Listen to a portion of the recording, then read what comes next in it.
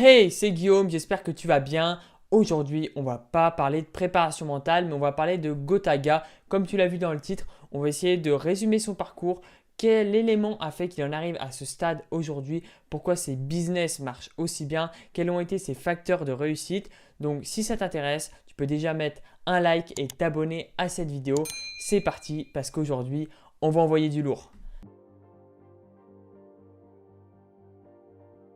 Au tout début, Gotaga n'a clairement pas les moyens de se payer une nuit d'hôtel. C'est pour ça qu'il dort généralement sous les bureaux dans les LAN.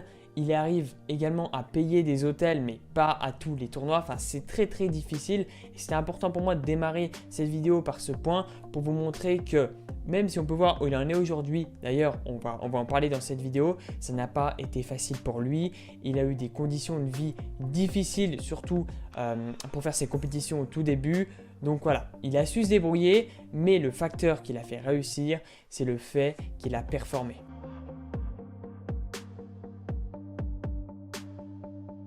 Doté d'un style de jeu particulier, Gotaga est Slayer sur le jeu Call of Duty.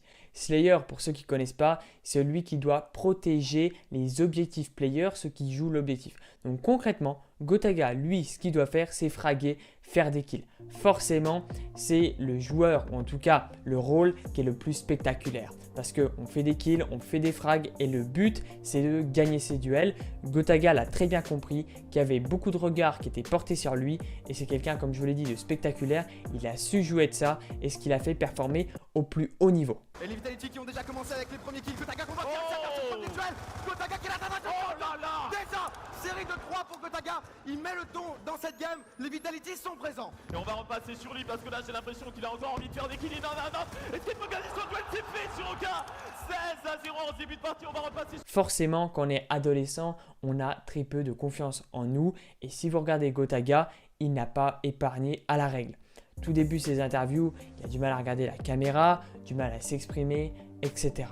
Cependant, la performance, encore une fois, a fait qu'il a réussi à se surpasser. Et si vous devez retenir quelque chose de Gotaga, sa capacité à se surpasser, à aller dans l'inconfort, aller dans les choses qui lui font peur et se dire « Ok, si les autres ne l'ont pas fait, moi je vais le faire ». Le 31 août 2008, à l'âge de 15 ans, Corentin Houssen décide de lancer sa propre chaîne YouTube avec des personnalités issues de Call of Duty telles que Wartech, Monsieur le V12. Un peu de trash talk, ça fait du bien. En 2015, Gotaga était le joueur le plus titré sur la scène française. Son palmarès était impressionnant, on ne pouvait plus passer à côté du French Monster, mais Gotaga ne pouvait pas s'arrêter là.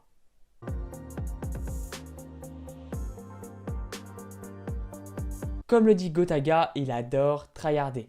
Et en tant que gamer personnellement, quand je suis sur un jeu, j'aime bien le tryhard. Mais quand Gotaga il vient sur chacun des jeux, il le tryhard, tu ne peux plus passer à côté de lui, ce qui fait que ton respect pour lui augmente forcément vu qu'il arrive à performer sur un jeu dans lequel tu es. Et ça, il a bien compris et c'est ce qui fait que c'est un personnage incontournable et que son audience n'a fait que de croître. Mais son atout majeur a été incontestablement Fortnite. À la fin de l'année 2017, à la sortie du jeu Fortnite, Gotaga a été l'un des premiers à prêter autant d'attention à ce jeu, alors qu'une grande partie de la scène souhaitait son retour sur le jeu H1Z1. Et là, boum, son audience YouTube explose. Quelques mois plus tard, son audience sur Twitch se voit connaître une croissance exponentielle. En février 2018, son audience moyenne sur chacune de ses streams était d'à peu près 6000 viewers. En juillet 2018, son audience passe à 42 000 viewers. Soit un multiplicateur x 7 entre 5 mois de l'année, c'est impressionnant. L'utilisation du tout nouvel outil Twitch lui a permis de fédérer sa communauté, interagir avec sa communauté et élargir sa communauté. Ça, il a très bien compris et ça a été un des premiers à le faire aussi régulièrement. Ces chiffres ne sont pas tombés dans l'oreille d'un sourd. Gotaga l'a très bien compris qu'il y avait une clé à jouer et là, il décide d'arrêter sa carrière en tant que joueur pro et de se consacrer au streaming. Avec une telle audience, Gotaga aurait très bien pu vivre. Je veux dire, avec tous les subs, les dons et également les sponsors, il aurait très bien pu subvenir à ses besoins. Mais non, Gotaga a décidé de ne pas s'arrêter là, de poursuivre l'aventure et de se lancer dans quelque chose de nouveau, les événements. En plus les clés étaient dedans, putain merde, c'est rien qu'on aille la Les voiture. clés, elles étaient... Non.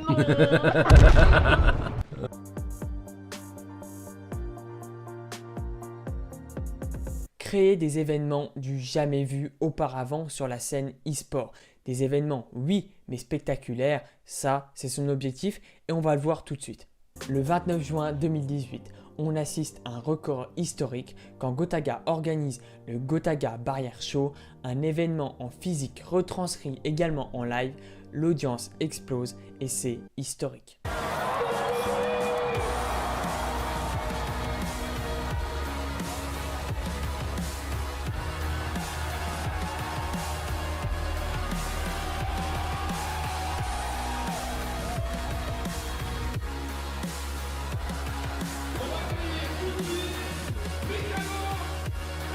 En 2019, Gotaga organise le Gotaga On Tour où il veut jouer avec ses fans, avec des amis à lui et également des joueurs professionnels. Il fait ça dans les 4 coins de la France, dans des salles de spectacle, dans des salles de cinéma et ça cartonne.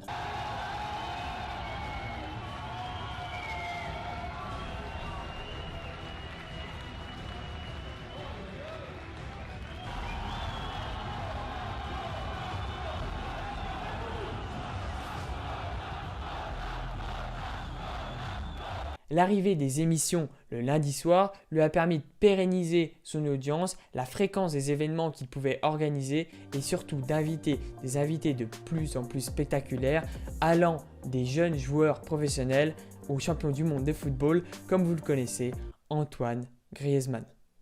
Plus récemment, Gotaga a réalisé une émission avec Neymar, la star du football international. Nous pouvons voir ici que Gotaga a la maîtrise du marketing d'influence. Il sait correctement s'entourer et encadrer son concept pour le réaliser de la meilleure façon possible et que l'attractivité soit avec lui. L'objectif de cette vidéo est avant tout de vous montrer la force d'une communauté, la façon de Gotaga à arriver à fédérer une communauté à la base qui était compétitive mais maintenant qui le suit de plus en plus pour le divertissement. Tous ces facteurs ont fait que selon moi, Gotaga est l'influenceur numéro 1 en e-sport en France.